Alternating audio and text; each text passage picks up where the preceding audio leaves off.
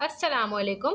तो इस वीडियो से हम लोग अपने किरचॉफ के लॉज स्टार्ट करने वाले हैं, जिसमें हमारे पास दो लॉज होते हैं। एक होता है केसीएल और एक होता है केवीएल। ठीक है, क्योंकि हमारे पास ओम्स लॉ जो है वो सिर्फ अकेला काफ़ी नहीं होता कि वो सारे सर्किट्स की प्रॉब्लम सॉल्व कर दे। मतलब करंट वोल्टेज हमें जितने भी फाइंड करने हैं हम सिर्फ ओम्स लॉ से फाइंड कर लें। कभी कभार हमारे पास ऐसी पॉसिबिलिटीज़ होंगी कि हम ओम्स लॉ नहीं लगा सकते, ना हमारे पास करंट होगा ना हमारे पास वोल्टेज होगा और हमें पूरा सर्किट सॉल्व करना पड़ेगा। तो वहाँ पर फिर हम केसीएल और केवीएल लगाएंगे। ठीक है, सबसे पहले स्टार्ट से हम देखा करेंगे कि जहाँ पे ओम्स लॉ अप्लाई नहीं हो सकता, फिर वहाँ पे हम केसीएल और केवीएल की तरफ जाएंगे। ठीक है, अब केसीएल हमारे पास क्या है, किरचॉफ करंट लॉ। ठीक है, सबसे पहले केसीएल पढ़ेंगे इस वीडियो के अंदर, फिर अगली वीडियो के अंदर हम लोग केवीएल पढ़ेंगे। जो केसीएल होता है वो हमारे पास law of conservation of charge के ऊपर डिपेंड करता है। ठीक है, और जो केवीएल होता है वो law of conservation of energy के ऊपर डिपेंड करता है। ठीक है, चार्ज का मतलब ये है कि देखिए केसीएल मतलब करंट, और करंट हम देख चुके हैं कि करंट हमारे पास फ्लो ऑफ चार्जेस होता है, इसलिए ये चार्ज के ऊपर डिपेंड कर रहा है। और केवीएल मतलब किरचॉफ वोल्टेज लॉ। ठीक है, मतलब कि वोल्टेज हमारे पास एक फोर्स होती है, एक एनर्जी होती है जो उन चार्जेस को मूव करवा रही होती है, फ्लो करवा रही होती है, तभी तो करंट वहाँ से फ्लो होता है। ठीक है, तो इसलिए वो law of conservation of energy के ऊपर डिपेंड करता है और ये चार्ज के ऊपर डिपेंड करता है। दोनों का मतलब सेम ही होता है।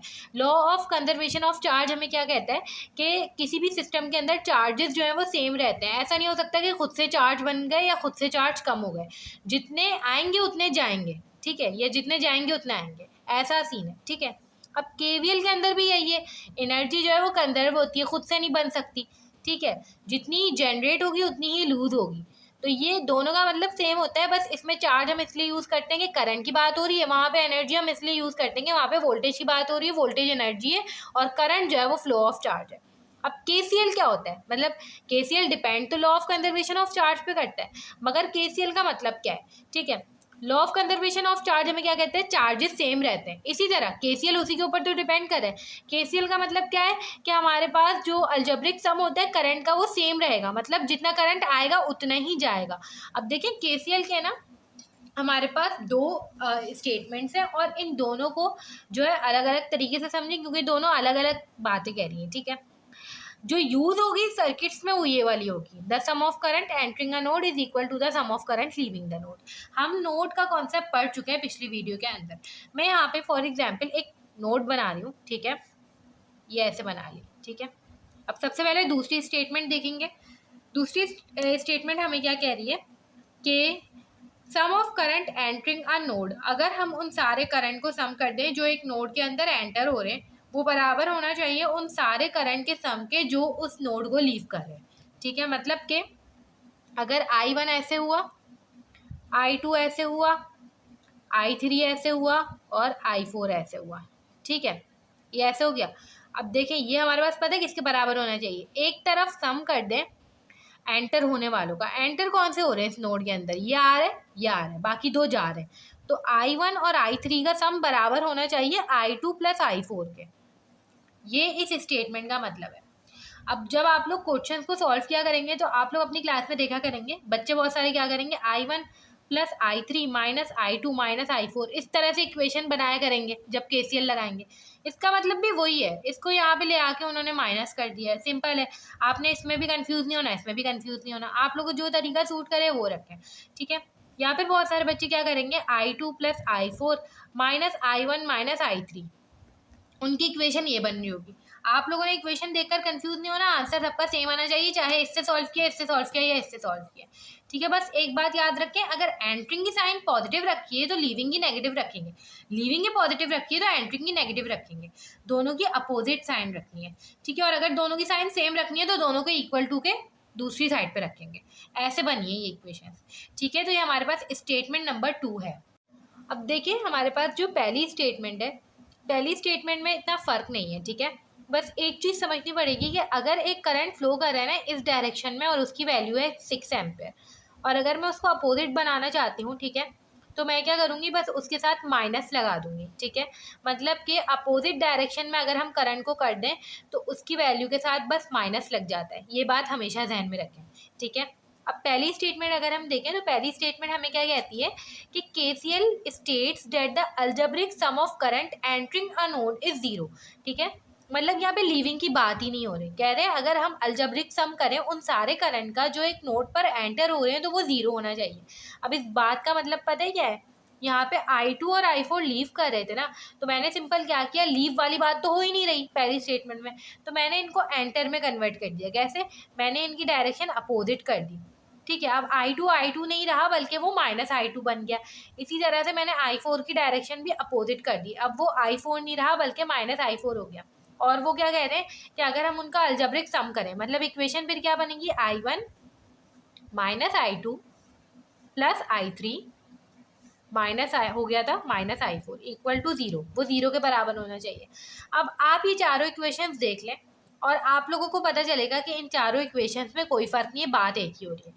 ठीक है, तो इस तरह से इन्होंने बुक में हमें दो स्टेटमेंट्स करके समझाया, मगर इसको आपने कंफ्यूज नहीं होना।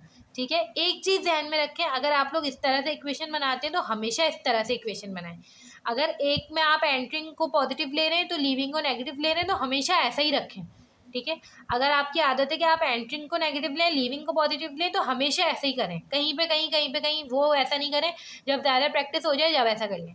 ठीक है, मगर अभी के लिए फ़िलहाल जितनी प्रॉब्लम्स करें सब में एक ही स्टैंडर्ड चीज़ फॉलो करें। मैं अभी के लिए ये वाली इक्वेशन फॉलो करूँगी। ठीक है, अभी हम लोग दो क्वेश्चंस करेंगे और जो है एक क्वेश्चन खुद करेंगे, एक क्वेश्चन आप लोग खुद से ट्राई करिएगा, तो उससे हमारी मज़ीद प्रैक्टिस हो जाएगी कि हमें इसके क्वेश्चन को किस तरह से सॉल्व करना है। अब देखिए ये हमारे पास प्रॉब्लम है, इसमें हमें I1 I2 और I3 को फाइंड करना है। सबसे पहले देख लें I1 I2 I3 है किधर। I1 इधर है, I2 ये रहा, I3 ये रहा। ठीक है, तो KCL जो है वो हमेशा, अभी हमने देखा है स्टेटमेंट में ही देखा कि नोड पर अप्लाई होता है। Entering a node, leaving a node या एंटरिंग अ नोड, जिस तरह से भी इक्वेशन बनाते हैं तो हमेशा नोड पर अप्लाई होता है। यहाँ पे अगर देखें तो ओम्स लॉ लग ही नहीं सकता, ना वोल्टेज है ना रेजिस्टेंस है ना कुछ है। तो अब करंट फाइंड करना है तो हम KCL की तरफ आते हैं। ठीक है, अब KCL यहाँ पे किस तरह से लगाना है, सबसे पहले आप लोगों ने आइडेंटिफाई करनी है नोड्स।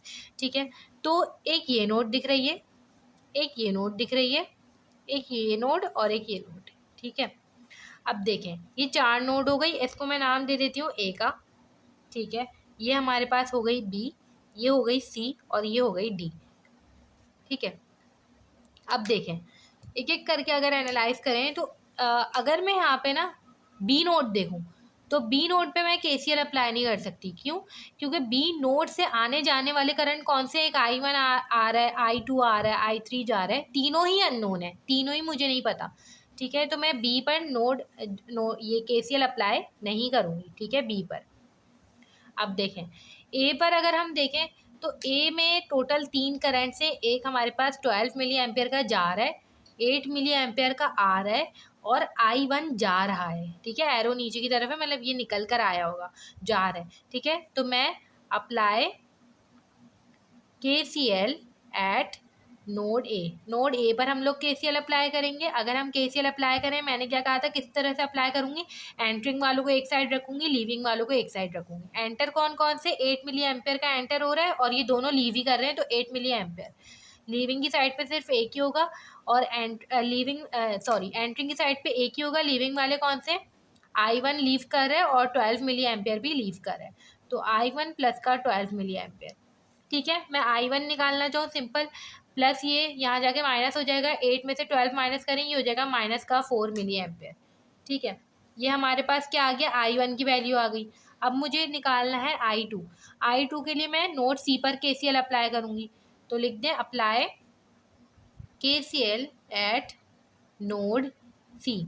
नोड C पर अप्लाई करें तो यहाँ पे तीन करंट से टोटल 9 मिली एम्पेयर का आ रहा है, 8 मिली एम्पेयर का जा रहा है और I2 भी जा रहा है।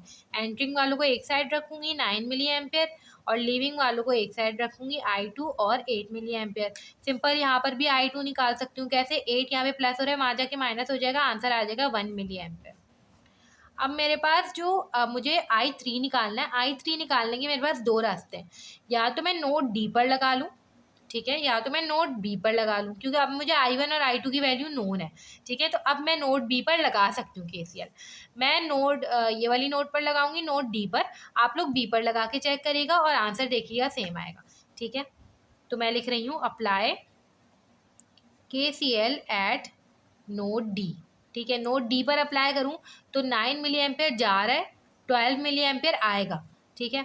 तो आने वाले मैं एक साइड रखूँगी 12 मिली एम्पेयर, I3 भी आ रहा है तो I3 इधर मैं रखूँगी, और लीव वाला कौन सा है, सिर्फ 9 मिली एम्पेयर है, ठीक है। तो वो एक साइड रखा मैंने, और I3 निकालना है मुझे, तो ये प्लस है, वहाँ जाके माइनस हो जाएगा, तो ये हो जाएगा माइनस का 3 मिली एम्पेयर, ठीक है। इस तरह से करके हमने जो है I3 की वैल्यू निकाल ली। हमारे पास I1, I2 और I3 तीनों जो है वो नोन हो गए। अब देखें, ये आप लोगों की होमवर्क के लिए प्रॉब्लम है, ठीक है। इसको सॉल्व करेगा, यहाँ पर भी सिंपल हमें वही काम करना है, I1, I2 और I3 निकालना है, ठीक है। अगर ये वाली प्रॉब्लम समझ आ गई है तो ये ईजिली सॉल्व कर लेंगे। हमने इस वीडियो में पूरा KCL सीख लिया है, अब हम नेक्स्ट वीडियो के अंदर KVL स्टार्ट करेंगे।